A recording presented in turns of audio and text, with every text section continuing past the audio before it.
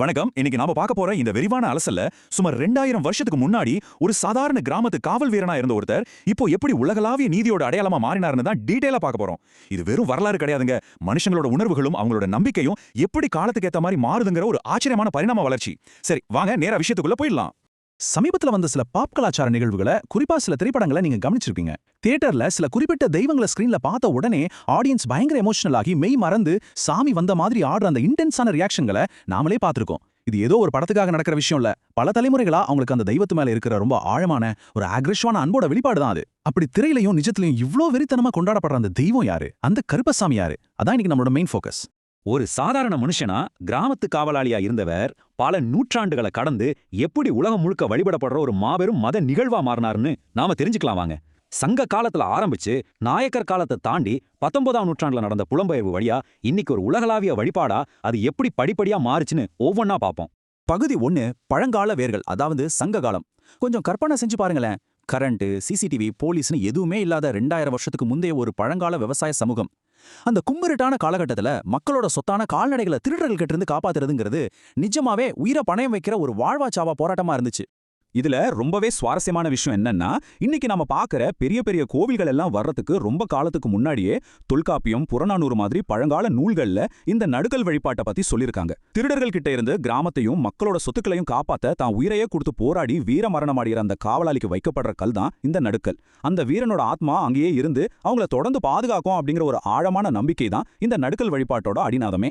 அடுத்ததா பகுதி 2, கல்லிலிருந்து காவல் தெய்வமாக. இந்த நடுகல் வழிபாடு பின்னாடி வந்த நாயக்கர்கள் காலத்துல எப்படி பரிணாமம் அடைஞ்சதுன்னு பார்ப்போம். ஒவ்வொரு கிராமத்திலையும் தனித்தனியா இருந்த இந்த நடுகல் நாயகர்கள் எல்லாம் மெல்ல மெல்ல ஒன்னு சேர்க்கப்பட்டு கருப்புசாமி அப்படிங்கிற ஒரு பொதுவான கிராம காவல் தெய்வமா மாற ஆரம்பிச்சாங்க. அவரோட அந்த பாதுகாக்கும் குணத்தை மிக சிறப்பா விளக்குறது மதுரை அழகர் கோவில் 18 படி கருப்பு வரலாறு தாங்க. கும்மிருட்டுல 18 திருடர்கள் அழகர் கோவிலோட விலைமதிப்பற்ற நகைகளை திருட வராங்க. அப்போ அங்க காவலுக்கு இருந்த கருப்பசாமி அந்த 18 பேரையும் கோவில் படிகளை ஏற விடாம தனியாளா நின்னு சண்டை போட்டு தடுத்து நிறுத்துறாரு. அந்த போராட்டத்துல அவர் உயிரையும் விடுறாரு. மக்களுக்காகவும் அவங்களோட நம்பிக்கைக்காகவும் தான் உயிரை கொடுத்த அவரு அந்த 18 படிகள்லயே அமரத்துவம் பெற்று இன்னைக்கு வரைக்கும் அந்த இடத்தை காக்கிறதா ஒரு ரொம்ப ஸ்ட்ராங்கான நம்பிக்கை உருவானது. இந்த பாதுகாப்பு உணர்வு எந்த அளவுக்கு ஆழமானதுன்னா, இன்னைக்கு வரைக்கும் மதுரையில நடக்கிற அந்த மாபெரும் அழகர் கோவில் திருவிழாவில் மெயின் கடவுளான அழகர் புறப்படுறதுக்கு முன்னாடியே கருப்பசாமி தான் முதல்ல போய் கணக்கு வழக்குகள் எல்லாம் சரியா இருக்கான்னு செக் பண்ணுவாரு. இதுக்கப்புறம் தான் மற்ற விசேஷங்களே நடக்கும். யாரும் அவரை ஏமாத்த முடியாது. அவர் ஒருபோதும் லஞ்சம் வாங்காத, எதற்கும் வளைந்து கொடுக்காத ஒரு அல்டிமேட்டான செக்யூரிட்டி கார்டு அப்படிங்கிறத இது ரொம்ப பிரமாதமா ப்ரூவ் பண்ணுது. இப்போ அடுத்த பகுதி, கண்டிப்பான ஆனால் நட்பான தெய்வம். மற்ற தெய்வங்களை விட மக்கள் ஏன் கருப்பசாமி கிட்ட இவ்ளோ நெருக்கமாவும் உரிமையாவும் இருக்காங்கன்னு கொஞ்சம் டீப்பா எக்ஸ்ப்ளோர் பண்ணலாம். இது உண்மையிலேயே ரொம்ப வித்தியாசமான ஒரு ரிலேஷன்ஷிப். பாரம்பரிய கடவுள்களுக்கும் கருப்பசாமிக்கும் உள்ள வித்தியாசத்தை கவனிச்சா இது உங்களுக்கு ஈஸியா புரியும். சிவன், விஷ்ணு மாதிரியான பாரம்பரியமான கடவுள்களை ஒரு காலேஜ் பிரின்சிபல் மாதிரி வச்சுக்கலாம். அவங்க ரொம்ப தூய்மையானவங்க, தார்மீகமானவங்க, ஆனா கொஞ்சம் டிஸ்டன்ஸ் மெயின்டைன் பண்றவங்க. ஆனா நம்ம கருப்பசாமி அப்படி கிடையாது. அவர் நம்ம காலேஜ் டிசிப்ளினரி ஹெச்ஓடி மாதிரி. தப்பு செஞ்சா கண்டிப்பாரு, ஆனா அவர் நம்மளோட நண்பர். நாம அவர்கிட்ட ஈஸியா பேசலாம், சண்டை போடலாம், உரிமையோட வாதிடலாம். அதனாலதான் அவருக்கு பிடிச்ச சுருட்டு மதுன்னு எல்லாம் படையில வச்சு மக்கள் அவங்களோட குறைகளை ரொம்பவே உரிமையா அவர்கிட்ட முறையிடுறாங்க.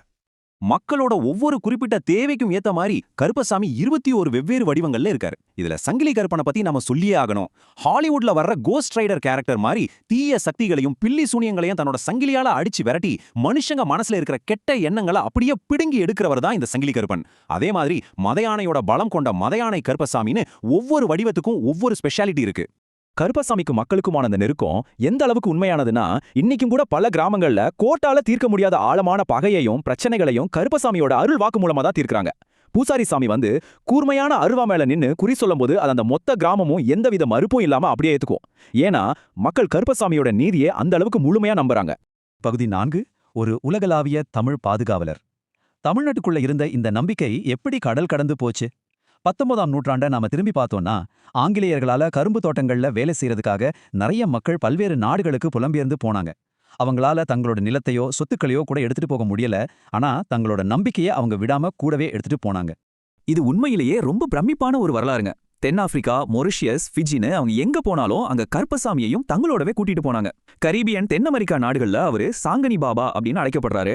இந்தோ கரேபியன் தீவுகள்ல கடல்களோட ராஜாவா டீபாபா அப்படிங்கிற பேர்ல அறியப்படுறாரு. வேற ஒரு நாட்டுக்கு போய் அங்க இருக்கிற புது மதங்களுக்கு அவங்க மாறி இருந்தாலும் கூட இன்னைக்கும் கருப்பசாமிக்காக மெழுகுவர்த்தி ஏத்தி வழிபடுற அந்த பழக்கம் அவங்க கிட்ட மாறாம தொடர்ந்துகிட்டு தான் இருக்கு.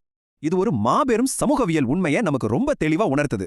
மனுஷங்க கிட்ட இருந்து எல்லாத்தையும் பறிச்சு சுத்தமா பழக்கமில்லாத ஒரு புது தேசத்துல அவங்கள நிராதரவா விட்டப்போ தங்களுக்கு உடனடியா நீதி கிடைக்கும்னு அவங்க இறுக்கி பிடிச்சுக்கிட்டது இந்த கருப்பசாமியோட கரங்களை தான்.